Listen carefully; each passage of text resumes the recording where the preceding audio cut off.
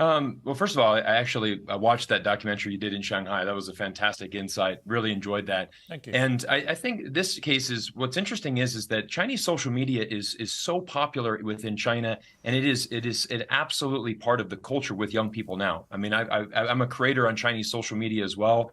I've made many videos on there, and it's an entire system that is very intertwined into society right now in China. So, social media is a part of everybody's life in China, including young youth right now. I mean, many of them are on the platform and do so. What's interesting, though, Piers, is that the Chinese government has recognized that social media is a very big problem for all of us, right? We all have this social media addiction, this cell phone addiction, and they have started to put in regulations. For example, if you're under the age of 18, you're going to be regulated to, for example, using Monday to Friday, you're going to have access for about 45 minutes a day on that social media platform. So it's different, certainly, than we have in, the UK and Western nations where we have unlimited use. But what's interesting is a lot of parents that I talk to are like, wow, that's actually it's pretty good standard. That's ideally what we want to have happen. It's just different. China's government is able to, input in those policies. Right. I mean, Tobias Edward, there is another way of flipping this coin, isn't there? Which is use of social media, I think, is pretty much out of control in the West. Young people are spending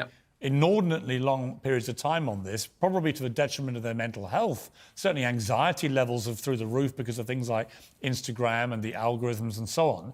There is a different way to look at this where you say, actually, a bit of totalitarian state control of usage of social media may not necessarily be a bad thing for a country.